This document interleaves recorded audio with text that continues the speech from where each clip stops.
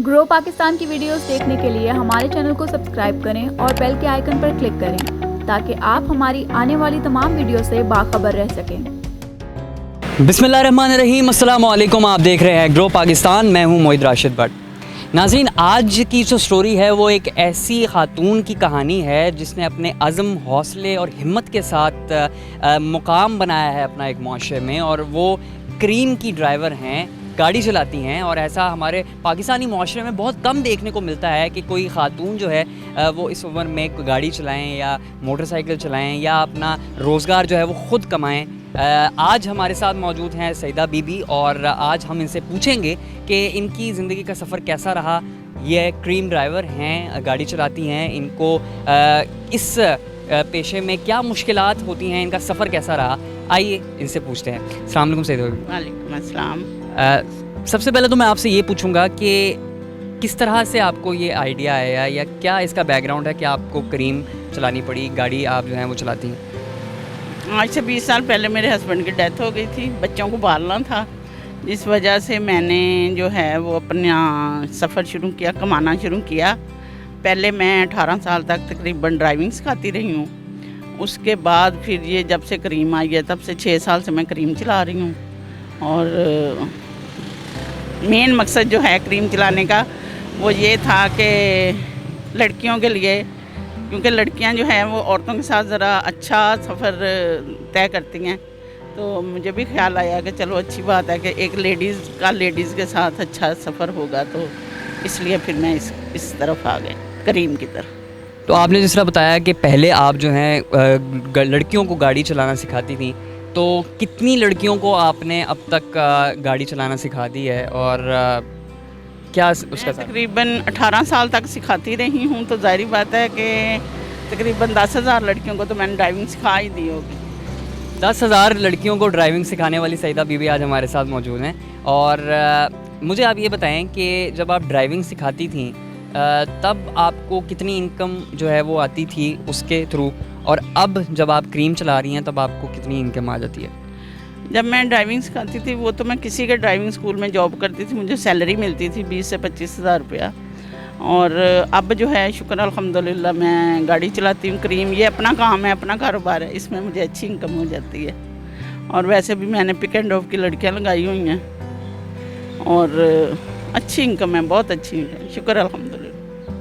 Sir भी जिस तरह पेट्रोल की कीमतें जो हैं वो अब आसमानों से बातें कर रही हैं, और गाड़ी की मेंटेनेंस का भी ख़र्चा होता है, हर चीज़ होती है, तो कुछ मुश्किल नहीं आती आपको इस दौरान? ख़र्चा ज़्यादा नहीं हो जाता आपका? हो तो जाता है, लेकिन मैं सिर्फ क्रीम नहीं ना चलाती, मैं साथ में ड्राइविंग सिखाती हूँ, साथ में पिक एंड ड्रॉप का काम करती हूँ, जिससे मुझे अच्छी इनकम होती है और फिर मेरा यानी कि बैलेंस हो जाता काम। सर मुझे आप ये बताइए कि आपने ख़ुद ड्राइविंग कहाँ से सीखी थी? ज़ाहिर सी बात है आप बहुत अरसे से ड्राइविंग जो है वो कर रही हैं और आपने सिखाई भी बहुत लोगों को है, तो आपने ख़ुद कहाँ से सीखी ड्राइविंग? मैंने बस हादसाती तौर पे मैंने ड्राइविंग सीख ली। मेरे मियाँ की डेथ से 3 महीने पहले मैं लाहौर आई थी अपनी बाजी के पास, तो वहाँ पे उन्होंने मुझे कहा कि तुम कोई ना कोई हुनर हासिल करो या इस तरह, क्योंकि हमारे घरों में गाड़ियाँ वगैरह का कोई रिवाज नहीं था, कोई थी नहीं गाड़ियाँ किसी के घर में। लेकिन बस वो अल्लाह ताला को तो पता था कि आगे चल के मैंने इस पे ये मुसीबत डालनी है, तो उन्होंने फिर मुझे इस यानी एक मकसद दे दिया कि मैं ड्राइविंग सीख गई। और शुरू में तो बच्चे बहुत छोटे थे, बेटा मेरी 1.25 साल की थी, 1 साल 2 महीने की, और बेटा जो था वो 4 साल का था, तो मुझे कोठियों में भी काम करना पड़ा, वहाँ करती रही। लेकिन थोड़े से जब बच्चे बड़े हुए तब मैं ड्राइविंग स्कूल में आ गई और वहाँ फिर मैंने ड्राइविंग सिखानी। सदर भी आप मुझे ये बताइए कि ज़ाहिर सी बात है पाकिस्तानी माशरे में जब कोई ख़ातून जो है वो ड्राइविंग करती है या क्रीम चलाती है या बाहर निकल कर अपना ख़ुद रोज़गार कमाती है, उसको बहुत मुश्किलात दरपेश होती हैं, बहुत सारी चीज़ें उसको फ़ेस करनी पड़ती हैं। आपको कोई ऐसी मुश्किल दरपेश हुई या आपको फ़ेस करनी पड़ी, या आप आज भी कोई ऐसी परेशानी रोड्स पे फ़ेस करती हैं, दीगर लोगों की जानिब से कुछ फ़ेस करती हैं आप? नहीं, मैं क्योंकि पहले भी 18 साल तक रोड पे ही थी, तो क्रीम चलाने में मुझे कोई ख़ास मुश्किल पेश नहीं आई। लेकिन बाज़ लोग होते हैं जो कि वो समझते हैं कि बस हमने किराया देना है तो हमने गाड़ी भी ख़रीद ही ली है, तो ये उनको ऐसा नहीं सोचना चाहिए, थोड़ा होना चाहिए। लेकिन ज़्यादातर लोग जो है वो अप्रिशिएट ही करते हैं।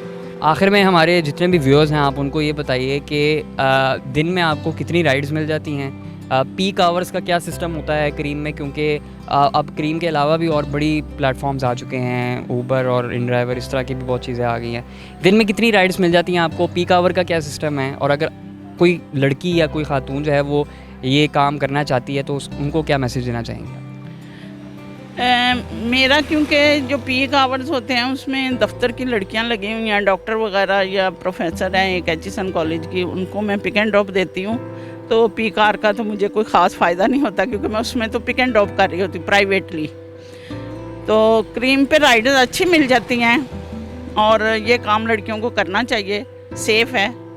मैं रात को 2-2 बजे भी राइड लेके जाती रही हूँ, कोई मसला नहीं हुआ, बहुत अच्छी। और लड़कियों को आना चाहिए क्योंकि जब भी मैं राइड लेती हूँ तो लोग मेरे से पूछते हैं कि हमें ये फ़र्स्ट राइड है, हम इतने सालों से चला रहे हैं, किसी लेडीज़ का जो है वो हमने राइड नहीं आई। तो लड़कियाँ बहुत कम हैं इसमें, पहले फिर भी बेहतर थी। तो मैं क्रीम इसीलिए चला रही हूँ कि इसमें सेफ्टी का जो है ना एज है वो बहुत अच्छा है। मैंने कोई और नहीं, ना इन ड्राइव ना ऊबर ये नहीं चलाई।